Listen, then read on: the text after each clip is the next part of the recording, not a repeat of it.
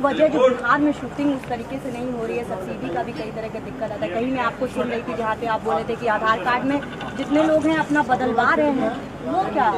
हाँ, वो एक्चुअली देखिए होता क्या है कि जिस हिसाब से थिएटर है का बात आपसे बोलना चाहता हूँ। माननीय हमारे मुख्यमंत्री योगी आदित्यनाथ बाबा गरीब इस बात को सुनेंगे तो प्लीज आप बात करिए। सिर्फ सब्सिडी मिल जाने से हमारी भोजपुरी का विकास नहीं होगा। मैं चाहता हूँ कि हम सामान हम बना रहे हैं, बेचने के लिए मॉल चाहिए, थिएटर चाहिए। तो मैं चाहता हूं कि कम से कम 400 थिएटर 500 थिएटर यूपी में है जो बंद पड़े हुए हैं। तो मैं आपसे रिक्वेस्ट यही करूंगा कि सब्सिडी के दम पे हम अपने भाषा को प्रमोट नहीं करें, क्योंकि सब्सिडी तो प्रोड्यूसर के घर में जाएगी, लेकिन अपने भाषा को बढ़ा करने के लिए हमें दुकान चाहिए अपने सामान को बेचने के लिए। तो उस दुकान का भी प्लीज आप व्यवस्था करिए ताकि हम अपने भाषा के उस सामान को उस दुकान के अंदर रखें ताकि दुनिया आकर उसको खरीदे। जो स्टार की जो सफर थी वो मेगा स्टार और सुपरस्टार के बीच में आने लगती है। इन गानों के बीच फिर एक दौर ये भी आया कि 3 दिन आपको तिहाड़ में रहना पड़ा। सानिया मिर्जा वाली कहानी मैं चाहती हूँ दर्शकों को बताएं। देखिए वो बीता हुआ कल है, जेल कोई अच्छी चीज़ तो है नहीं, और जेल जाना तो हमारे पूर्वज भी गए। कौन सा गाना था अगर आप भगवान भी जेल में पैदा हुए? कौन सा गाना गाया था?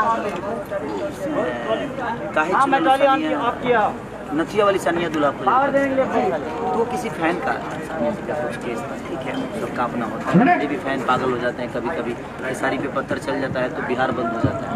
तो वो उनकी दीवानगी है। तो अगर कोई किसी के लिए दीवाना है तो आप उसको रोक नहीं सकते। बेटा बंद करो,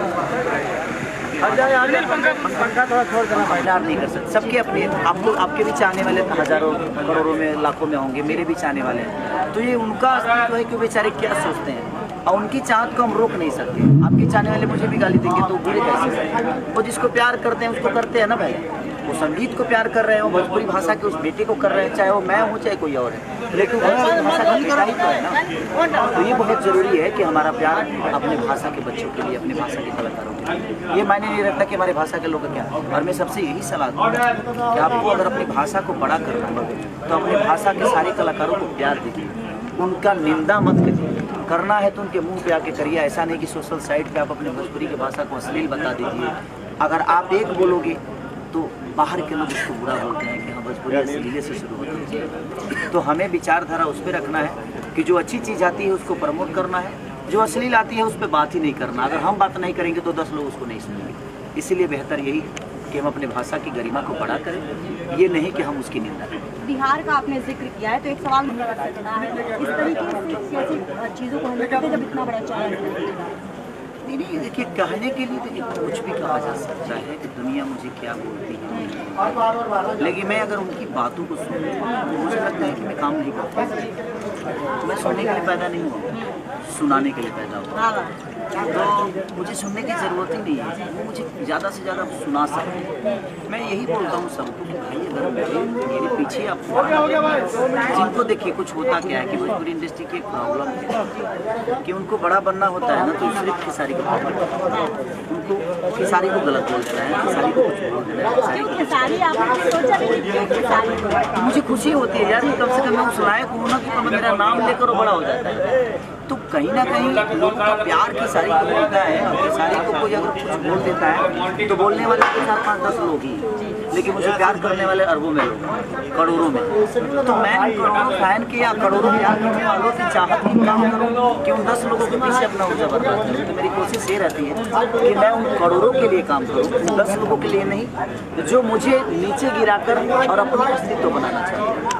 तो मुझे नीचे गिराने के लिए बहुत ताकत इसकी जरूरत आएगी, क्योंकि आपको उतना मेहनत करना पड़ेगा। आप मेहनत करके मुझे पीछे कर दो, किसी के 2 गाली दे देने से मैं पीछे थोड़ी होता है, क्योंकि लोगों को एंटरटेन चाहिए, लोगों को काम चाहिए, लोगों को सिनेमा चाहिए, लोगों को भोजपुरी के लिए कौन बेहतर काम कर रहा है उसके विषय पे बात करते हैं। लेकिन उनको लगता है कि नहीं 2-4 बात अभद्र बोल देंगे या हम खेसारी को नीचा दिखा देंगे अपनी जुबान से, तो उससे मैं नीचा थोड़ी होने वाला हूँ। वो अगर 5 बात अगर मेरे लिए नीचा करते हैं तो मुझे लगता है कि 15 काम तो मेरा चढ़ जाता है उनको, तो कहाँ दाबोगे। मेरा कहना है कि हर आदमी को आगे आने के लिए मेहनत करने की ज़रूरत है, और मेहनत करके जो आता है वो टिकता है। और जो मेहनत नहीं करता है उसके लिए हर वो चीज़ें अधूरी हो जाती है। अच्छा खेसारी जी, आप स्टार तो हमेशा से पिक्चर आ रही है, किसी का अनाउंसमेंट आ रहा है, अगर किसी के व्यूज जो है वो करोड़ों में जा रहे हैं तो वो सिर्फ एक नाम है, वो खेसारी लाल यादव। इसके साथ प्रतिद्वंदी भी बहुत आते हैं साथ, उनको कैसे हैंडल करते नहीं है जी, हम मान लेते हैं इसलिए प्रतिबंधी है, वो हमारी ताकत है, वो नहीं रहेंगे तो मैं कमजोर हो जाऊंगा। मेरे कहने का मतलब है कि सही हूँ या क्या हूँ, मैं इंसान हूँ, तो मेरा प्रतिद्वंदी मेरे सामने नहीं रहेगा तो मैं तो कमजोर हो जाऊंगा ना, मैं लड़ूंगा किससे? आप चाहते हैं कंपटीशन रहे? बिल्कुल मैं चाहता हूँ, और मेरी कंपटीशन किसी से है भी नहीं, मैं खुद से लड़ता हूँ। मुझे लड़ने के लिए कोई आदमी नहीं चाहिए, मैं खुद से लड़ता हूँ। मैं अपने जीवन में मैं दुनिया से प्यार करता हूँ, खुद से नहीं। मैं अपने आप को जलाता हूँ ताकि मैं हर हथियार का रूप ले सकूं। और कोशिश हमारी, और जहाँ तक अक्षय कुमार जी की बात है, तो अक्षय कुमार जी सिंगर तो है नहीं, वो तो सिर्फ एक्टर है। मुझे सिर्फ एक्टिंग करना होता तो उनसे ज़्यादा रख रहे हैं। अगर सिर्फ एक्टिंग करना होना तो मुझे लगता है कि मैं हॉलीवुड में ना रहूँ, मैं हॉलीवुड में चला जाऊँ। क्योंकि नहीं, मैं एक मेरे जीवन जो है संगीत से है, और एक सिंगर एज ए सिंगर मैं पहले स्टेब्लिश हूँ, तो मुझे लगता है कि मैं इसके बिना मर जाऊँगा। जितना भगवान मुझे दे रहा है और लोगों का जितना प्यार मिल रहा है ये बहुत है, इसी को हमें बचा के रखना है। और अपनी भाषा के लिए, अपने भाषा की गरिमा के लिए जिस क्षेत्र में जाकर हमें काम करना होगा, मैं कोशिश करता हूँ कि मैं अपनी बॉडी से लेकर, अपनी ऊर्जा से लेकर, अपने ना सोकर भी दुनिया को जगाए रखूँ। ये हमेशा मेरी कोशिश है। भाषा पे आऊँगी, लेकिन उससे पहले एक सवाल याद है, आपने कहा कंपटीशन आप किसी को नहीं मानते, मेरा खुद से कंपटीशन, खेसारी का खुद से कंपटीशन चल रहा है इस हिंदुस्तान में। खेसारी नाम बनाने आए हैं और नाम बना चुका है, लेकिन बहुत से ऐसे लोग इसी भोजपुरी इंडस्ट्री में बहुत सारे विवाद में भी आप रहते हैं, एक कंट्रोवर्सी भी एक साथ चलती है, उस पर क्या जवाब देना चाहेंगे? क्योंकि हमने एक लाइव भी देखा जहाँ पर आप और एक बहुत बड़े स्टार भोजपुरी के लड़ते नजर आए, इस तरीके की चीज़ें में स्टारडम किस तरीके से हाथ देता है? और मैं कहूँगी कि भोजपुरी या हिंदुस्तान बढ़ गया था, आधे से ज़्यादा लोग जो आपके साथ खड़े थे वो रहते पीछे भागते हैं सिर्फ इनकी झलक जानने के लिए, और झलक ऐसी कि हिंदुस्तान में अगर कोई भोजपुरी का नाम लेता है तो उस लड़के का नाम आता है। बात कर रही हूँ खेसारी लाल यादव की। सर बहुत स्वागत है आपके में। Thank you. इस चैनल के देखने वाले जितने भी श्रोता हैं सबको मेरी तरफ से दिल से प्रणाम, और दीपावली और छठ की आप सबको ढेर सारी शुभकामनाएं।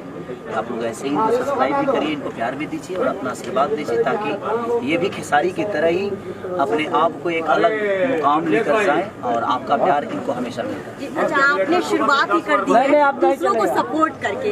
एक ये जब मैं खेसारी की जिंदगी देखती हूँ तो एक चीज़ मुझे हमेशा लगती है कि आप दूसरों को सपोर्ट करने में यकीन रहते हैं। ये व्यक्तित्व किस तरीके से और इस स्टारडम के साथ अभी भी इस व्यक्तित्व के साथ कैसे आगे बढ़े? मैं चाहता हूँ कि मैं जब यहाँ तक आया तो मुझे किसी की सपोर्ट नहीं मिली, ना मेरे फाइनेंशियली कोई सपोर्ट था, ना ही मेरा कोई अप्रोच था। तो मैं कोशिश करता हूँ कि जो स्ट्रगल मैंने की वो हमारे आने वाली पीढ़ी को ना हो, जो हमसे जुड़ते हैं। हम कोशिश करते हैं कि उनको ज़्यादा तकलीफ जो मैंने उठाई है वो तकलीफ इनको ना हो। तो मैं चाहता ही नहीं कि किसी और की कहानी बने।